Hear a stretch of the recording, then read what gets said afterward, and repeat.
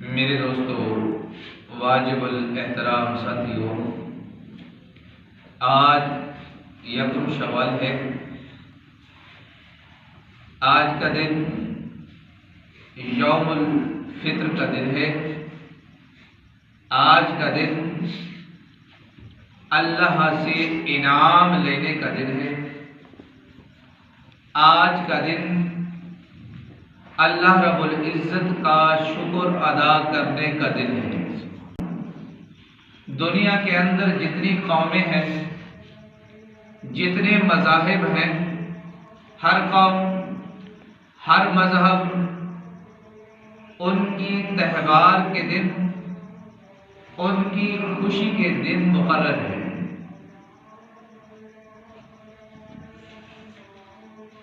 اسلام نے بھی مذہبی تہوار کے دن، شریعت محمدیہ کے اندر بھی تہوار کے دن، خوشی کے دن مقرر ہے۔ اور وہ کون سے دن ہیں جن میں ہمیں شرعی اعتبار سے خوشی منانے کا حکم دیا گیا؟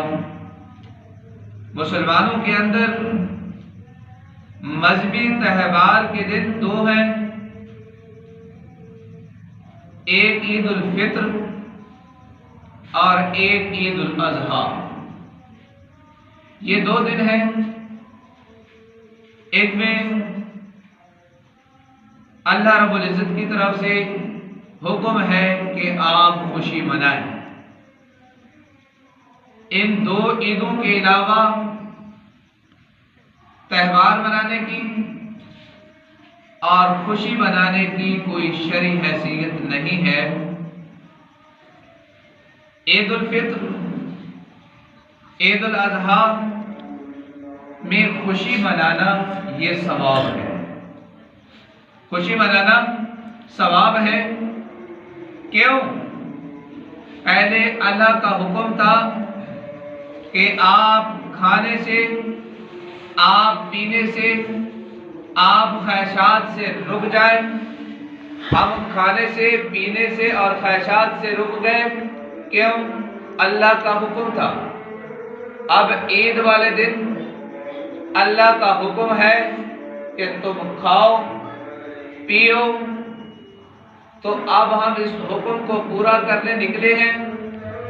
پہلے حکم تھا کھانا نہ کھائیں، اب اللہ کا حکم ہے کہ جب عید کا دن ہے تو اس عید والے دن کوئی چیز کھا کے۔ اللہ کے پیارے محبوب محمد عربی صلی اللہ علیہ وسلم جب عید کی نماز پڑھانے کے لیے نکلتے تھے تو آپ صلی اللہ علیہ وسلم کھجوریں کھا کر آتے تھے، 5 عدد یا 7 کھجوریں، اور اسی طرح کبھی 9 کھجوریں آپ صلی اللہ علیہ وسلم کھا کر آتے تھے، 7 عدد کی رعایت رکھتے ہوئے۔ 5 کھجوریں، 7 کھجوریں یا 9 کھجوریں آپ صلی اللہ علیہ وسلم کھا کے آتے تھے۔ تو ہمیں بھی آپ صلی اللہ علیہ وسلم کی سنت مبارکہ کو زندہ کرتے ہوئے کھجوروں کا استعمال کرنا چاہیے عید الفطر والے دن۔ اگر کسی کے پاس کھجوریں میسر نہیں ہے، پھر کوئی میٹھی چیز کھا کے آ جائے۔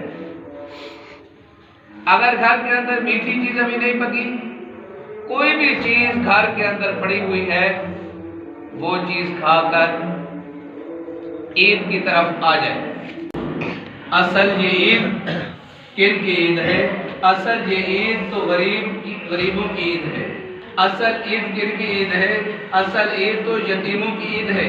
آپ تو ہر وقت نئے کپڑے پہنتے ہیں، آپ تو ہر وقت اچھے اچھے کھانے کھاتے ہیں۔ اصل تو ہم نے خیال رکھنا ہے، کس کا رکھنا ہے؟ جس کا باپ نہیں ہے، کوئی کسی گھر کے اندر عورت بیوہ ہے، بچہ یتیم ہے، کوئی مسکین ہے جو ماں کو تنگ کر رہا ہے، ماں کو کہہ رہا ہے مجھے نئے کپڑے لا کے دو تو میں نماز پڑھنے کے لیے جاؤں گا۔ بچہ ماں کو تنگ کر رہا ہے، اس کا باپ زندہ نہیں ہے، کیا کہتا ہے؟ یا کوئی آدمی غریب ہے، باپ نے اس کو کپڑے لا کے نہیں دیے، باپ نے اس کو نیا جوتا لا کے نہیں دیا، وہ اپنے باپ کو تنگ کر رہا ہے، وہ اپنی ماں کو تنگ کر رہا ہے۔ جس وقت تک آپ مجھ کو نیا جوتا خرید کر نہیں دیں گے، جس وقت تک آپ مجھ کو نئی کپڑے خرید کر نہیں دیں گے، میں عید کی نماز پڑھنے کے لیے نہیں جاؤں گا۔ تو میرے دوستو، ہمارا یہ حق ہے، جن کو اللہ تعالیٰ نے مال دیا ہے، جو لوگ غنی ہیں، جو لوگ مالدار ہیں، وہ فطرانہ عید کی نماز پڑھنے سے پہلے ادا کر کے آئے۔ اگر آپ نے رمضان المبارک کے اندر ادا کر دیا تو آپ کا ادا ہو گیا، تاکہ غریب آدمی، یتیم آدمی نئے کپڑے لے لے۔ آج کل تو ویسے مہنگائی ہے، آدمی نئے کپڑے لے نہیں سکتا۔ بچہ اگر ماں کو ستا رہا ہے، تنگ کر رہا ہے، نئے کپڑے دو گے تو عید کی نماز پڑھنے کے لیے جاؤں گا۔ اگر وہ بچہ اس وجہ سے پیچھے رہ جاتا ہے کہ وہ اس کے پاس جوتا نہیں ہے، اس کے پاس نئے کپڑے نہیں ہیں، اگر اس کے دل سے آہ نکلتی ہے تو پھر میرے دوستو، ہماری عید کی خوشی کیا خوشی ہوگی؟ ایسا بھی ہو سکتا ہے ہماری جان چلی جائے، پھر ہمارے بچوں کو در در کے دھکے بھی لگ سکتے ہیں۔ تو ہم نے کیا کیا کرنا ہے؟ یتیموں کا، مسکینوں کا، بیواؤں کا ہم نے خیال رکھنا ہے، اپنا فطرانہ۔ اور اسی طرح جس پہ زکوٰۃ فرض ہے تو ہم نے ان غریب لوگوں کا جو ہمارے اوپر حق ہے تو ہم نے ان لوگوں کا حق ادا کرنا ہے۔ آپ صلی اللہ علیہ وسلم عید کی نماز پڑھنے کے لیے جا رہے ہیں، بچے کھیل رہے تھے۔ آپ صلی اللہ علیہ وسلم کو بچوں سے پیار تھا، جس بچے کو دیکھتے تھے اس کے سر پہ ہاتھ رکھتے تھے، اس سے پیار کرتے تھے، اس کا ماتھا چومتے تھے۔ نماز پڑھنے کے لیے جا رہے ہیں، حسن اور حسین بھی ساتھ ہیں۔ کیا دیکھتے ہیں؟ بچے کھیل رہے ہیں۔ آپ صلی اللہ علیہ وسلم کچھ دیر کے لیے رک گئے۔ کیا دیکھتے ہیں؟ سب بچے کھیل رہے ہیں، ایک بچہ میدان کی ایک جانب کھڑا وہ رو رہا ہے، اس کے بال بکھرے ہوئے ہیں، اس کے پاؤں کے اندر جوتے نہیں ہیں اور اس کے کپڑے پھٹے پرانے ہیں۔ آپ صلی اللہ علیہ وسلم اس بچے کی طرف بڑھے اور اس بچے کے سر پہ ہاتھ رکھا، اس بچے کے سر پہ ہاتھ رکھا اور اس کے رونے کی وجہ پوچھی، اے بچے تم کیوں رو رہے ہو؟ سب بچے کھیل رہے ہیں، آپ رو رہے ہیں، آپ کے رونے کی وجہ کیا ہے؟ سب بچوں نے جوتے پہنے ہوئے ہیں، سب بچوں نے کپڑے پہنے ہوئے ہیں، آپ کے پاؤں میں جوتا نہیں ہے، آپ کے پاس کپڑے نہیں ہیں، آپ کے بال بکھرے ہوئے ہیں، اس کی وجہ کیا ہے؟ اس بچے نے رو کر کہا، بچے نے رو کر کہا کہ میرے بال تو اس وجہ سے بکھرے ہوئے ہیں، میری ماں زندہ نہیں ہے، کاش کہ میری ماں زندہ ہوتی، یہ دوسرے بچوں کی طرح مجھے نہلاتی، میرا باپ بھی دنیا سے چلا گیا ہے، کاش کہ میرا باپ زندہ ہوتا اور وہ مجھے نئے کپڑے لے کر دیتا اور وہ مجھے جوتا لے کر دیتا، میرا باپ بھی دنیا سے چلا گیا، اس وجہ سے میں پریشان ہوں، میں رو رہا ہوں۔ تو آپ صلی اللہ علیہ وسلم ان کی طرف متوجہ اور اس کو کہا کہ جب آپ کا باپ زندہ تھا وہ عید کی نماز پڑھنے کے لیے جاتا تھا، کیا آپ اس کے کندھے پہ سوار ہو کر جاتے تھے یا پیدل جاتے تھے؟ بچے نے کہا کہ میں اپنے باپ کے کندھے پہ سوار ہو کے جاتا تھا۔ تو آپ صلی اللہ علیہ وسلم نے فوراً کہا، حضرت حسن اور حضرت حسین کی طرف متوجہ ہوئے، آج یہ کندھے آپ کا حق نہیں ہے۔ آپ صلی اللہ علیہ وسلم حضرت حسن کو، حضرت حسین کو کندھوں پہ سوار کر کے جاتے تھے، تو کیا کہا؟ آج یہ کندھے آپ کا حق نہیں رہے، آج یہ کندھے اس یتیم کا حق بن چکے ہیں، آج یہ کندھے اس یتیم کا حق بن چکے ہیں۔ آپ صلی اللہ علیہ وسلم نے کندھوں پہ سوار کیا، گھر کے اندر لے آئے، فوراً امی عائشہ کو بلایا، اے عائشہ میں آپ کے لیے بیٹا لے کر آیا، کیونکہ آپ امی عائشہ رضی اللہ تعالیٰ عنہا کی نرینہ اولاد نہیں تھی، کوئی اولاد نہیں تھی، کیا کہا؟ میں آپ کے لیے بیٹا لایا ہوں، پانی بھر کر لاؤ۔ امی عائشہ پانی بھر کر لائی، امی عائشہ پانی ڈال رہی ہیں، آپ صلی اللہ علیہ وسلم اس کو نہلا رہے ہیں، صابن لگایا، نہلایا، نہلانے کے بعد اور اس کے سرما ڈالا، تیل لگایا، کندھا کیا اور اس کے بعد شہزادوں کے کپڑے منگوائے، حضرت حسین کے کپڑے منگوائے اور اس بچے کو پہنائے اور اس بچے کو تسلی دیتے ہوئے یہ کہا کہ آپ کو آج کے بعد فکر کرنے کی ضرورت نہیں ہے، آج کے بعد آپ کو پریشان ہونے کی ضرورت نہیں ہے، آج کے بعد میں محمد آپ کا ابا بن گیا، آج کے بعد امی عائشہ آپ کی ماں بن گئی ہے۔ बच्चा खुश हो गया, बच्चा खुश हो गया, उसको अपने माँ बाप का एहसास ना रहा, क्योंकि आप सल्लल्लाहु अलैहि वसल्लम ने माँ बाप से बढ़कर उसकी दिलजोई कर ली। शहजादों के कपड़े पहनाए, शहजादों का जूता पहना दिया। तो आप सल्लल्लाहु अलैहि वसल्लम ने क्या कहा, मैं उस वक्त तक ईद की नमाज पढ़ने के लिए नहीं जा सकता जिस वक्त तक मैं आपको बच्चों में खेलता नहीं दे सकता। सहाबा नमाज का इंतजार कर रहे हैं, आप सल्लल्लाहु अलैहि वसल्लम ईद की नमाज उस वक्त तक नहीं पढ़ाते जिस वक्त तक उस यतीम बच्चे को खेलता नहीं देख लेते। तो आप सल्लल्लाहु अलैहि वसल्लम उसी ग्राउंड के अंदर, जिस ग्राउंड के अंदर बच्चे खेल रहे थे, उस बच्चे को ले गए, वहां पे जाके खड़ा किया। सब बच्चों की नजरें जब इस बच्चे पर पड़ती हैं, सारे बच्चे दौड़ते हुए इस बच्चे के पास जमा हो जाते हैं और उससे पूछते हैं, आपके पास कपड़े नहीं थे, आपके बाल बिखरे हुए थे, अब तो आपके कपड़े भी हमसे उम्दा, आपके जूता भी हमसे उम्दा है, आपने आला किस्म की खुशबू भी लगाई हुई है, क्या वजह है? तो क्या कहा कि मेरा आज के बाद आपको पता है मेरा माँ बाप तो दुनिया से चला गया, आज के बाद मेरा बाप मोहम्मद बन गया, आज के बाद मेरी माँ अम्मी आयशा बन गई, आज के बाद मैं यतीम नहीं रहा। तो बच्चे धाड़े मार कर रोने लगे और उन्होंने ये खैर शेयर की, काश कि हमारा माँ बाप भी जिंदा न होता, मोहम्मद हमारा बाप बन जाता, अम्मी आयशा हमारी माँ बन जाती। तो मेरे दोस्तों, आप सल्लल्लाहु अलैहि वसल्लम ने यतीमों का किस कदर ख्याल किया, गरीबों का किस कदर ख्याल किया। तो असल ईद तो किसकी ईद है? गरीबों की ईद है, यतीमों की ईद है कि हमने उनका ख्याल रखना है। कोई आदमी फितराना से पीछे न रहे। फितराना किन को देना है? जो आपके आस पास, जो आपके इर्दा गिर्द गरीब लोग रहते हैं, तो उनको क्या करना है? फितराना अदा करना है। मसला तो ये है कि हम फितराना पहले अदा कर लें, ईद की नमाज पढ़ने से पहले अदा कर ले। अगर किसी आदमी ने फितराना अदा नहीं किया, फिर क्या ईद की नमाज के बाद अदा कर ले, उसका फितराना अदा हो जाएगा। फितराना कितना है? फितराना तकरीबन 200 रुपए, 200 रुपए एहतियातन 250 रुपए, 250 दे दे, जितना ज्यादा दे दे। अगर किसी के पास 300 है, 400 है, जितना ज्यादा देना चाहे वो दे सकते हैं। कम अज कम मिकदार जो है 200 है। और इसी तरह गंदम का रेट बढ़ता रहता है, कम होता रहता है। आदमी के रोजे उस वक्त तक लटके रहते हैं, उस वक्त तक उन रोजों का सवाब नहीं मिलता, उस वक्त तक रोजों की कबूलियत नहीं होती जिस वक्त तक आदमी अपना फितराना अदा नहीं कर सकता। तो मेरे दोस्तों, मैंने पहले भी अर्ज किया, फितराना उस पे वाजिब है जिस पे ज़कात वाजिब है, जिसमें ज़कात वाजिब है।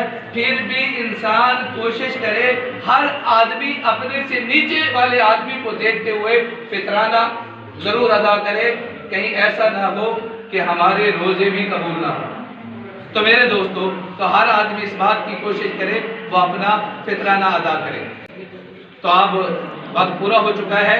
हम ईद की नमाज कैसे पढ़ें? साल बाद आदमी भूल जाता है कि नियत कैसे करनी है, ईद की नमाज हमने कैसे पढ़नी है। तवज्जो करें कि ईद की नमाज का तरीका क्या है। सबसे पहले तो हमने ईद की नमाज की क्या करनी है? नियत करनी है। याद रखिए, नियत दिल का फेल है। कोई आदमी दिल के अंदर ये ख्याल करके आया, अब सब इस बात का क्या कि हम ईद की नमाज पढ़ने के लिए, कौन सी ईद की नमाज पढ़े? ईद उल फित्र की नमाज पढ़ने के लिए जा रहे हैं। आपने नियत करके आए हो, इमाम के पीछे अल्लाह अकबर कहते हैं, आपकी नियत हो गई। जबान से अल्फाज कहने की जरूरत नहीं है। अगर कोई आदमी कह लेता है तो बेहतर है। अगर कोई आदमी अल्फाज अदा नहीं करता, 2 रकात नमाज ईद उल फित्र 7-6 तकबीरा दे, इमाम के पीछे अल्लाह अकबर, अगर ये बात जबान से नहीं कहता, सिर्फ उसकी दिल के अंदर भी ये ख्याल कर लेता है कि मैं ईद उल फित्र की नमाज पढ़ रहा हूँ, इमाम के पीछे अल्लाह अकबर, आपकी नियत हो जाएगी। सबसे पहले तकबीर तहरीमा कहनी, उसके बाद क्या पढ़नी है? सना। सना पढ़ने के बाद हमने क्या करना है? ज़ैर तकबीरें कहनी। पहली तकबीर के अंदर हाथ उठाकर छोड़ देने, और दूसरी तकबीर के अंदर भी हाथ उठाकर हमने क्या करने हैं? छोड़ देने। तीसरी तकबीर के अंदर हाथ कानों तक उठाकर छोड़ने नहीं है, बांध लेने। تیسری تکبیر میں ہاتھ تالو تک اٹھا کر باندھ لینے ہیں۔ تو امام کیا کرے گا؟ سورۃ فاتحہ پڑھے گا، اس کے ساتھ سورت ملائے گا، پہلی رکعت مکمل ہوگی۔ پھر اس کے بعد امام بسم اللہ پڑھ کے سورۃ فاتحہ پڑھے گا، سورۃ فاتحہ پڑھنے کے بعد پھر سورت ملائے گا، سورت ملانے کے بعد رکوع سے پہلے دوسری زید تکبیر ہے، دوسری رکعت کے اندر رکوع سے پہلے کہی جائے گی، پہلی تکبیر کہی جائے گی ہاتھ اٹھا کر چھوڑ دینے ہیں، دوسری تکبیر کہی جائے گی ہاتھ اٹھا کر چھوڑ دینے ہیں، تیسری تکبیر کہی جائے گی ہاتھ کالوں تک اٹھا کر چھوڑ دینے ہیں، چوتھی جب تکبیر کہی جائے آپ نے ہاتھ اٹھانے نہیں ہے، آپ نے رکوع کے اندر چلے جانا ہے، آپ نے رکوع کے اندر چلے جانا ہے، اور اسی طرح نماز مکمل ہوگی اور اس کے بعد خطبہ ہوگا، اور خطبے کے بعد دعا ہوگی۔ یاد رکھنا خطبہ کہنا سنت ہے لیکن خطبے کا سننا واجب ہے۔ کچھ لوگ کیا ہوتے ہیں عید کی نماز پڑھ کے چلے جاتے ہیں، وہ فوراً نہ جائے، عید کی نماز پڑھنے کے بعد کیا کرے، خطبہ جب ہو خطبہ سن کر جائے اور دعا کے اندر شریک ہو اور اپنے لیے دعا کرے، اپنے عزیز و اقارب کے لیے دعا کرے، کیونکہ اللہ تعالیٰ کی طرف سے معافی کا اعلان ہوتا ہے۔ اللہ تعالیٰ سے جو بندہ مانگتا ہے تو آج انعام کا دن ہے، اللہ تعالیٰ انعام میں کیا دیتے ہیں کہ اس کی بخشش فرما دیتے ہیں۔ اللہ کی طرف سے اعلان ہوتا ہے کہ جاؤ تم گھروں کی طرف اس حال میں کہ تم بخشے بخشائے، گویا کہ انسان کو اب نئی زندگی مل جاتی ہے۔ اب انسان احتیاط کرے، عید کے بعد نمازوں کا اہتمام کرے جس طرح رمضان میں کرتا رہا، گناہ سے بچتا رہے، کیوں انسان اب ایسے ہو گئے جیسے اس کو اس کی ماں نے جنا، اللہ نے اس کی مغفرت کر دی، اب ہم نے احتیاط کرنی ہے، نمازوں کے اندر سستی نہ ہو، اور اسی طرح ہم سے صغیرہ کبیرہ گناہ سے ہم نے بچنا ہے، غیبت سے، کسی کو تکلیف دینے سے، ان سارے کاموں سے ہم نے کیا کرنا ہے، بچنا ہے۔ کہ روزے کا مقصد کیا تھا، لعلکم تتقون، کہ آدمی ہر وقت اللہ سے ڈرتا رہے، ہر وقت اللہ سے ڈرتا رہے، بہن کو تکلیف نہ دے، کیوں؟ اگر میں نے تکلیف دی اللہ ناراض ہو جائے گا، بھائی کو تکلیف نہ دے کہ میں نے بھائی کو تکلیف دی اللہ ناراض ہو جائے گا، اللہ کا ہر وقت ڈر ہو، اب میں والدین کو تکلیف نہ دے، اگر میں نے اپنے باپ کو تکلیف دی اللہ ناراض ہو جائے گا، اگر میں نے اپنی ماں کو تکلیف دی اللہ ناراض ہو جائے گا، اگر میں نے کسی کی غیبت کی اللہ ناراض ہو جائے گا، اگر میں نے کوئی حرام کاری کی اللہ ناراض ہو جائے گا، اگر میں نے نماز چھوڑی اللہ ناراض ہو جائے گا۔ ہر کام کے اندر اللہ سے ڈرتا رہے، اللہ سے ڈرتا رہے تو سمجھ جائے کہ ہمارے روزے قبول ہو گئے۔ کہ جس طرح ہم رمضان کے اندر نمازوں کا اہتمام کرتے رہے، رمضان کے بعد اگر ہم اسی طرح اہتمام کرتے رہے، اور جس طرح رمضان کے اندر ہم گناہوں سے بچتے رہے، رمضان کے بعد اسی طرح گناہوں سے بچتے رہے، سمجھ جائیں کہ ہمارے روزے قبول ہو گئے۔ اگر رمضان کے بعد ہم نماز نہیں پڑھتے یا ہم گناہ سے نہیں بچتے، پھر سمجھ جائیں کہ ہمارے روزوں کے اندر کہیں نہ کہیں کمی رہ گئی ہے، پھر اللہ کی طرف متوجہ ہو، پھر اللہ سے توبہ کرے، سچی توبہ کرے، پھر سے نمازوں کی طرف متوجہ ہو، پھر اگر گرمان کے اندر جھانکے کہ ہم سے ایسا کوئی گناہ تو نہیں ہو گیا، ہماری نمازوں کے اندر سستی ہونے لگ گئی، ہم گناہ کے اندر ملوث ہو گئے ہیں، تو پھر اپنے کیا کرے، اپنی گرمان کے اندر جھانکے، اپنا محاسبہ کرے، پھر اللہ سے سچی توبہ کرے، اللہ سے سچی توبہ کرے، پھر نمازوں کے اندر جڑ جائے اور گناہ سے بچنے والا بن جائے۔ تو میرے دوستو، ہم نے کس چیز کا اہتمام کرنا ہے؟ نماز کا، رمضان کے بعد بھی گناہ سے بچنا ہے۔ دعا کرو اللہ تعالی ہم سب کو ان کا سنی باتوں پر عمل کرنے کی توفیق نصیب فرمائے۔